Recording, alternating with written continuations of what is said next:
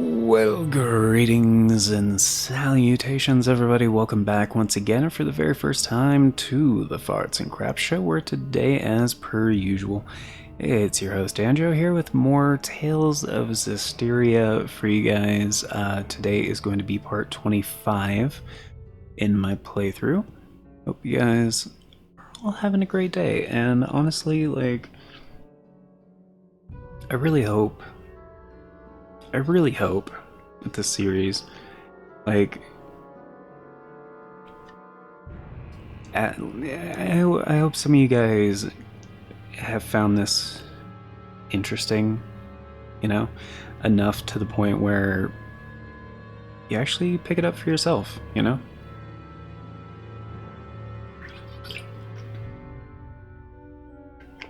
Like with these full series that I do, these really are just like very much recommendations as well. Like typically, I mean, basically every time I do a lot of research on games before making them an option to be a full series. And most of the time I try to go with something that is very much a game that I hope people already know, but if not, maybe something they've never played for themselves, and hopefully they pick it up, and try it out and really enjoy it, because honestly, this is a series where it initially was a recommendation, like way back in the day, because other people were fans of the games, and I had never played Tales of.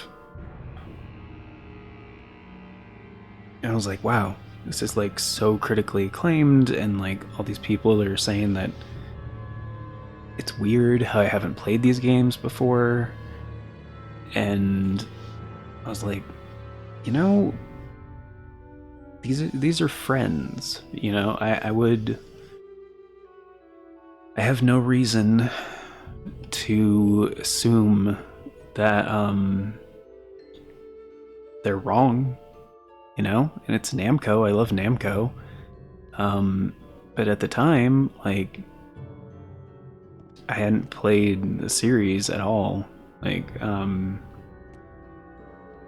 think at the time I was just a fan of Tekken and Soul Calibur. And then somebody was like, tell me about how Tales of Symphonia was like one of their favorite games ever. And I was like, really? On the GameCube? And I was like, I have a GameCube, like, why not try it out? And I believe it was still in the days of video game rentals. And so, yeah, I think I rented it. Yeah, I think I rented it from Blockbuster or something like that. I tried it out and just, it blew me away. And I was like, wow, yeah, Tales of Symphonia is dope. Alright, maybe these other games are good. And, I picked up Tales of the Abyss for the PS2 because that's, like, I love PS2. Later got, Tales of Zestiria on the PS3, and the Tales of Symphonia collection on PS3 that also had came with Tales of Grace's F, I believe. You got Tales of Hearts R and the Vita, and just all those games are just so good. Like, I knew I was a fan. Like, I was just like, all right, so this is just like a fantastic series of games. I'm down. I am so down.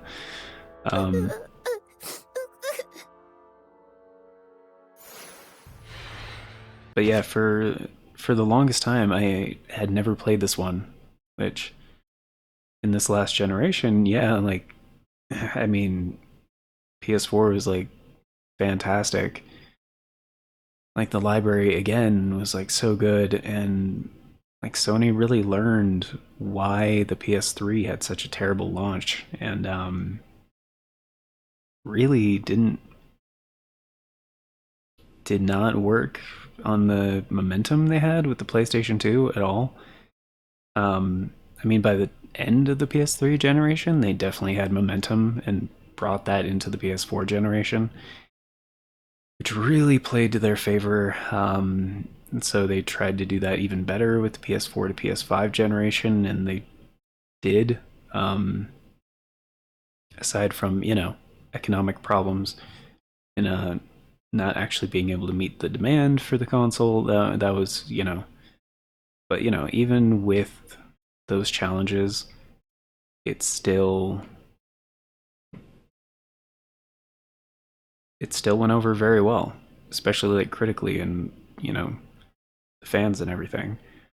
Um, but yeah, in this generation, it was weird with this game specifically. I had a copy, and I just never got around to playing it. And that was a physical copy that I ended up giving away, and then so I didn't have the game anymore. And it wasn't until it went on sale, and I was just like, you know what? My backlog is looking a little bit like only PS Plus games, and not anything I pick for myself. So I was like, I've been meaning to play this game, like so. I was like, all right, yeah, I'll pick it up, and every so often when this game goes on sale, like during like the Bandai Namco sales and stuff, like if you see it for less than $10, like which I've seen it at that price point multiple times on PlayStation, pick it up. Like even if you're not a fan of the genre, everybody has like their first JRPG kind of moments. If they are a fan, if they are a fan of JRPGs, every single fan has that one game that's like, okay, this is the one that turned me on to it. Giggity. Um, but yeah, it's such a good one. So I hope by this point, a lot of you guys like I get it, the drop off rate for story based games and stuff like that for retaining viewership and stuff. I totally get it. I do that as well with a lot of series on YouTube where it's like, oh, I enjoyed the first couple episodes a lot, and now I'm gonna buy this game, so I'm not gonna watch this series anymore because I don't want to know. Attack! Yeah. What on earth happened that made you turn into a Hellion? I'm sure it's hard for you, but can you tell us about it?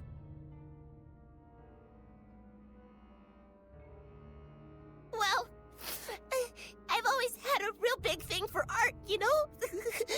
Moved in here a good long while back. Got to whittle my days away just people watching and gazing at fine art.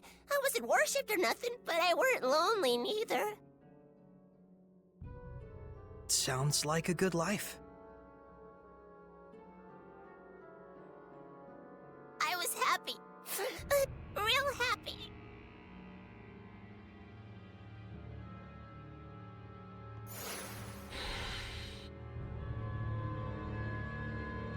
Oh. Kind of thought there was going to be more to that, but no. No.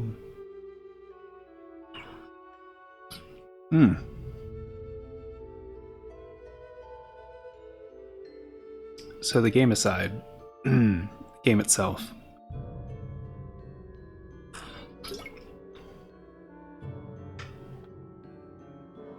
From a technical standpoint,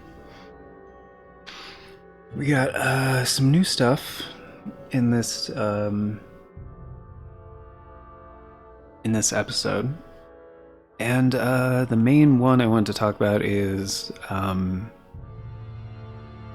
actually what you're listening to right now.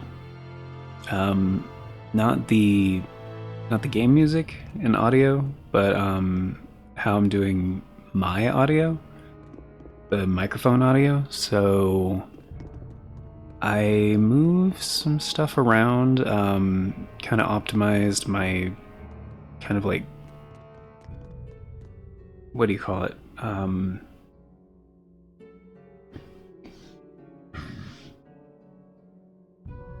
Order of audio processing, I guess, is a way to put it.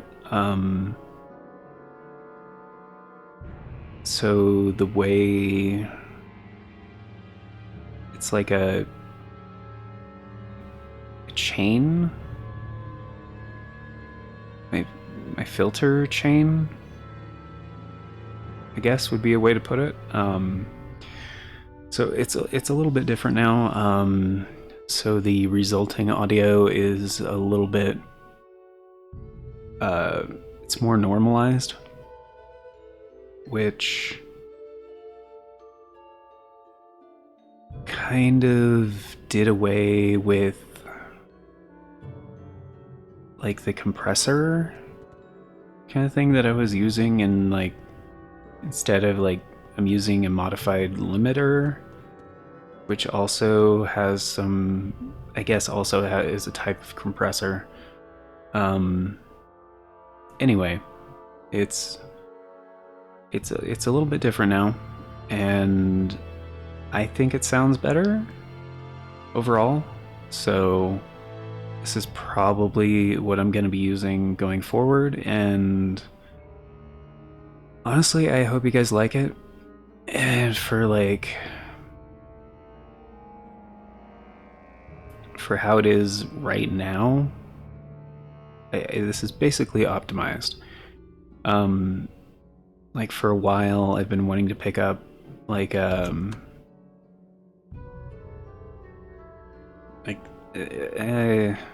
of a dedicated like preamp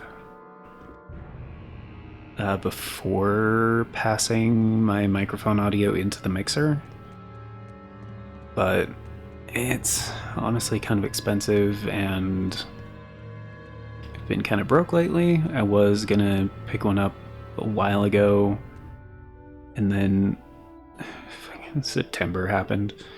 I mean, September hasn't happened yet, but like September is stacked.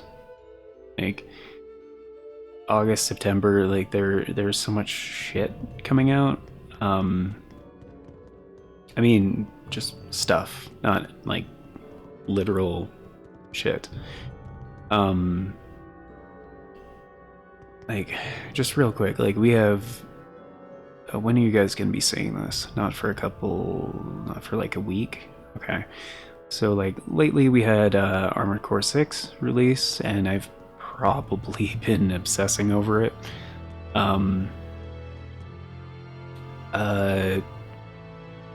Cyberpunk Phantom Liberty is coming out in a couple weeks. I think on the 20... I can't remember what day actually. 22nd, I want to say? I don't know if that's right. Pokemon Scarlet and Violet, the first wave of DLC is coming out in... I think September 13th? For Teenage Mutant Ninja Turtles Shredder's Revenge, we got that DLC. I don't know when that's coming out, actually. That might already be released. And there's like Starfield coming out pretty soon. I don't have Xbox, so I'm not going to be doing that, but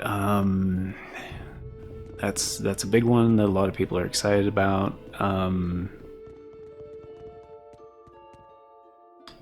And what else do we have in September?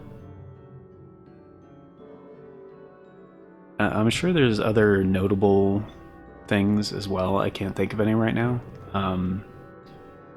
Oh, Age of Empires 4 on Xbox, like the definitive edition or something. It's like previously was only on PC, I believe, but it's actually coming in the Xbox consoles, which is awesome.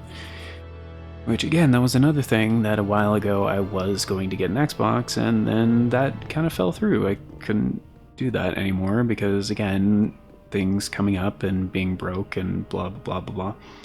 It's not great. So if you guys want to help out with that situation, check out the end of this video, or become a channel member, check out the Buy Me a Coffee, those kind of things. It would be very, very helpful because yeah, ad revenue has been down, really, really down lately, and like just trying to play the algorithm, like I'm not down for making clickbait, basically. Like, it seems really scummy, and it's not what this channel's about, and it's not something I feel like ethically okay with. So, because I mean, there's plenty of that on the internet already, not just on YouTube, like just in general, where it's like, hey, click on this. And it's like, ah, there you go, gotcha. And it's like, cool. And, trying to get it so hundreds of thousands of people do that, like, whatever. That's a thing. And no shade to it, like, it's definitely a game, that people play to try to do one thing or another. And fine, whatever. It's to each their own. Everybody has their own set of values. I just personally, I don't have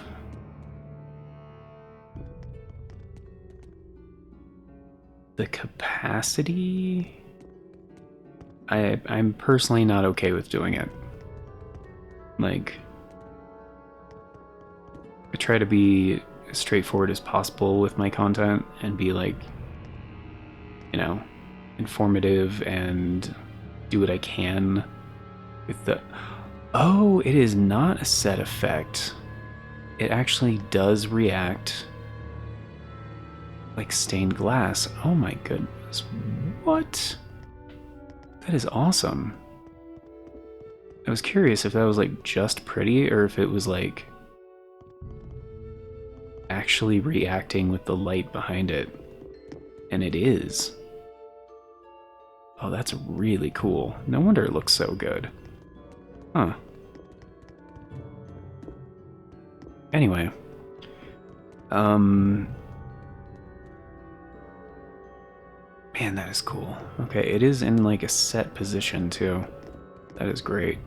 So it wouldn't work on this side because the light is coming from the other side? Yep. I mean, kinda, sorta... No, it's still coming from over there, so yeah. Basically. Oh, that's cool. That is really cool. Impressive stuff, Fox. I really, really love that.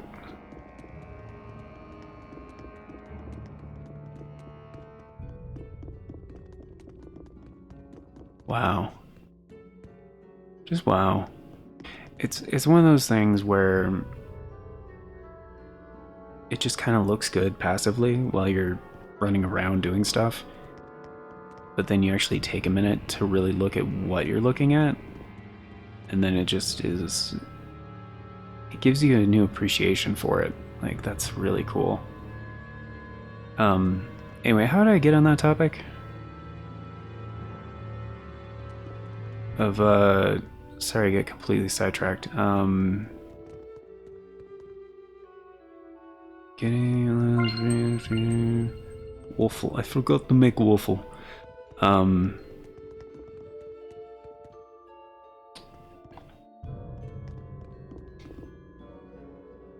Let's see. I was talking about clickbait. algorithm stuff. Doing it wasn't. I lingered on the clickbait thing a little bit too long. I didn't mean to. I mean, you just say clickbait, people know what you're talking about. I mean, they don't necessarily know your position on it. So I guess that was the reason, but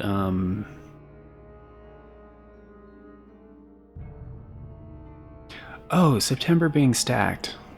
Right. Things with so yeah, we're gonna have to wait on a couple things. Yeah, never mind. That's what I was talking about. So anyway, so yeah, that's what I was getting to. Sorry, my bad. So yeah, there's a few things in September like we're gonna have to get to later, probably in like October or something. So that would be with like Pokemon Scarlet and Violet DLC. Gonna have to wait on that, and I was kind of thinking about waiting on that anyway, like as a I wanted to cover it at launch, but at the same time,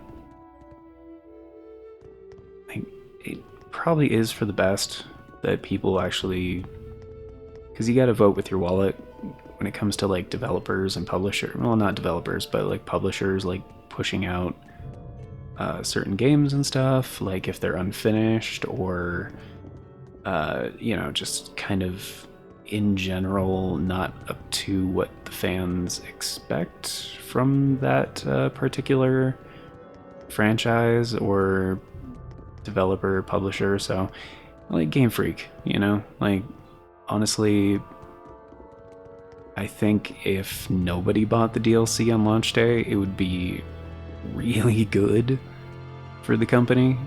They'd be like, take a step back and be like, oh, nobody's giving us some money. Huh. Maybe we should drop the DLC price down to $20, or maybe we should actually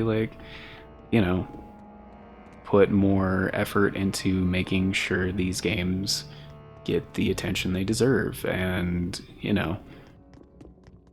actually put forth more of an effort and more of our resources into the mainline game rather than trying to juggle like 9 different games they have active right now with like Pokemon Sleep and Cafe and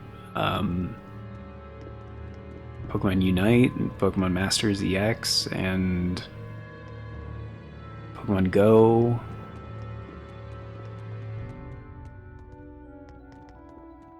And I can't think of any others right off the top of my head, but that's already a lot. And it's like, that's fine to have spin-offs, but plus they have all the different anime going right now, not just the main anime series, but like the spin-off series as well, which I get it, those are handled by other studios, but still, it's like Game Freak probably should have expanded their staff a while back rather than outsourcing all this work to like a bunch of other shits, because when you do it in-house, like you can actually get development done a lot faster than outsourcing development, because then you're putting the workload on a different team and then you have to wait to like see where they're at with it and draw back, and anyway, it's a much slower process to outsource that. When you do it in-house, it's going to be like quality control is going to be easier, like just a bunch of stuff is going to go better. Anyway, what was the other thing? But ever since the countries took to fighting, the humans started to get real nasty. That country's bad, they'd say. That country's art is bad. Slash it. Burn it. So they used art just as fuel for the fires of war. It's true. And that ain't the half of it. That's when they started to move the art on the black market. Oh, so that's where it all went.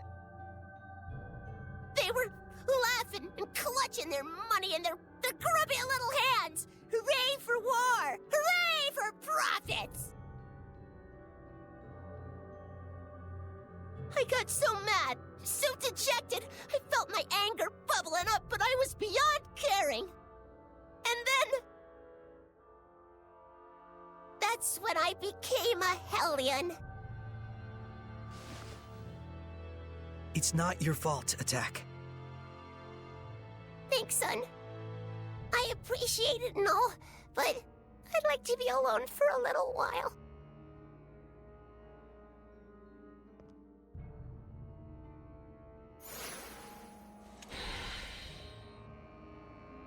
I ain't your son, boss.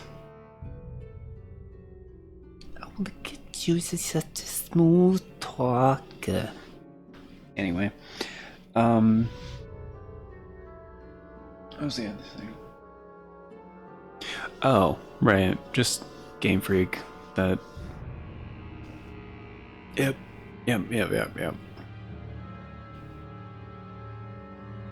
Also, they still haven't brought any of their games to Nintendo Switch Online, which kind of a dick move. We don't have transfer pack functionality for the N64 games on Switch Online, which kind of makes it like, what's the point? You know, like they have Pokemon Stadium 1 and 2 on Switch Online, which cool, but without the transfer pack functionality, you're stuck with rentals, and then who cares? You know, like, what, you're gonna, like, the mini games are fun, but that's about it, and like it's not even like fully fleshed out really that much. They're kind of just quick little one-off. It's like the Kirby game mini games, basically. Like the early Kirby game mini games of the same era, essentially. Like, it's a fun little novelty at best. What are we supposed to do? Oh, just leave the museum. All right.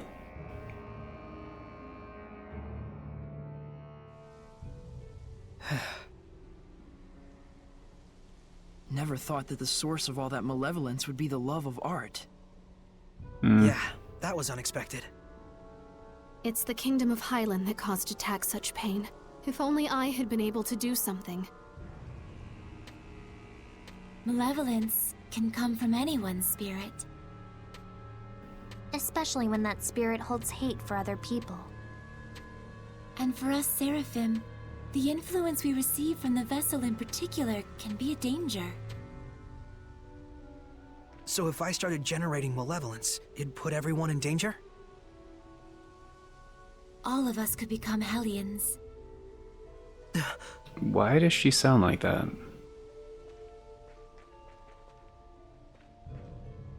Saray, Alicia, the people in their despair cling to those with power that surpasses theirs far more tightly than you may imagine. Do not undervalue your ideals, nor the things that are in your power to accomplish. A shepherd's emotions towards the people he rescues are also his greatest enemy, in a way. Okay, understood. Didn't she just tell you not to be so stiff and serious? Oh, I guess you're right.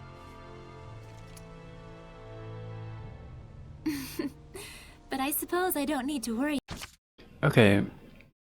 That is really bothering me. So Layla's lines, for some reason, like right now, I don't think this was present earlier, but they have like, it sounds like they put a weird reverb on her audio. But like Mikleo doesn't sound that way, and Saray doesn't sound that way, and Alicia doesn't sound that way. Like, so I'm wondering like why. Anyway. About you. We'll get started so you don't have to. Just doing what's within our power, right?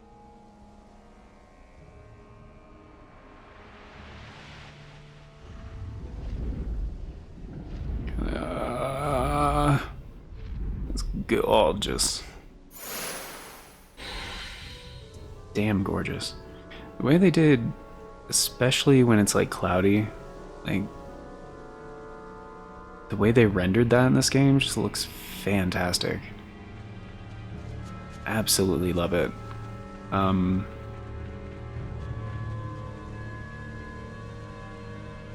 Okay, so how do we purify the malevolence in town? Oh, hey. So there's no guardian seraph here either. Looks like it. I don't want to assume that the entire world is like this, but I think there are quite a lot of seraphim who are less than fond of humans. Can it really be that hard for humans and seraphim to coexist peacefully again?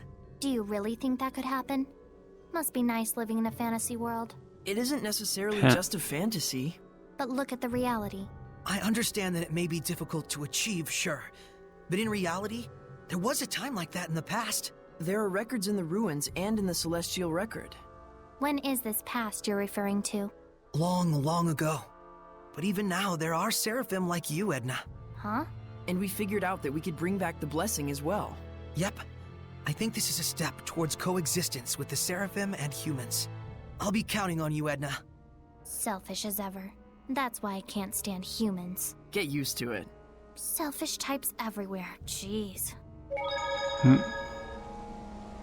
I mean, I don't really see how that's selfish. I mean, it's more like,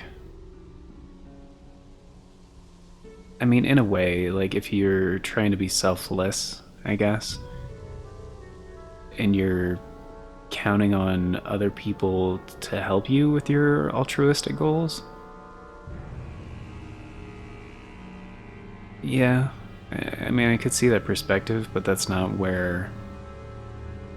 It's not the right term. Like, selfish is, like, for personal gain?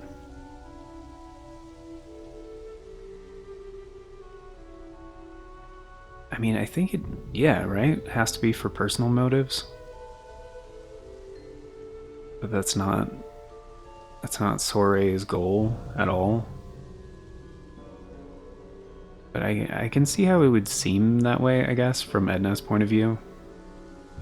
Especially if she's implying that the only reason Sorei has this goal is so he would be respected and revered as the shepherd, I guess. Probably. But, I just noticed there's a... Oh yeah, I couldn't open this before. Right. Alright.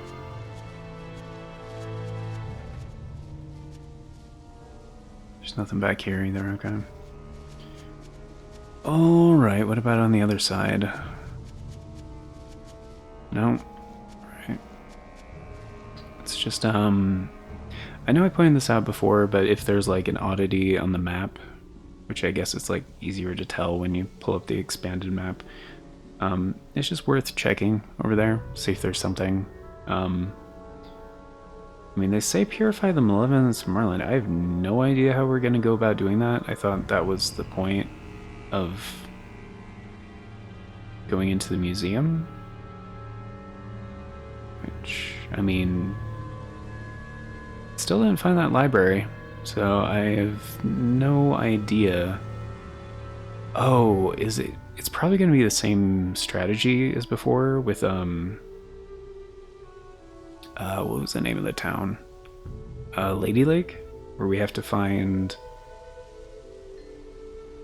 a Lord of the Land and...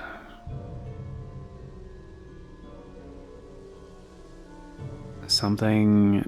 I was a little fuzzy on the details. Essentially to get a blessing, I guess, because we have to nullify the malevolence, right? Or purify it, which usually there's a source, and I think it was attack, probably? From the looks of it, he was like the strong Hellion nearby, but they did kind of pan towards the dragon, which is not the same dragon, which they did specify before that the it was a drake, that was feeding off the malevolence of Marland. And so we were going to try to get rid of the malevolence so the Drake couldn't power up anymore and we could take it out. So it's probably one of those things. It's gonna happen. I imagine it's probably the latter, because we haven't really had like a boss fight. I mean, kinda with attack, but I feel like that was more of a mid boss, like a mini boss kind of a thing. Aperitif, if you will. Anyway, that is going to do it for today, though, folks. Thank you all for being here. Greatly appreciate it. Hope you guys enjoyed. And, of course, before we get going, a very special thank you going out to the current Farts and Craft Show members, which at the time of recording is Novellis Draconis. But if you want to be incredibly awesome, support the show a bit more directly, and get in on all those membership benefits like Novellis Draconis do, check out the join button down below or the Farts and Crap Show Buy Me a Coffee. Links are down there below. And either way, it's going to be $3 a month, 10 cents a day, gets you into all the basic stuff, including getting to vote on the series that get made here on this channel via the Members' Choice polls. We did already have the one for August. That was to select Mega Man Legends for Retro Classics. Hope you guys have been enjoying that series. If not, there's going to be another one in September. Almost guaranteed it'll be for Retro Classics again, because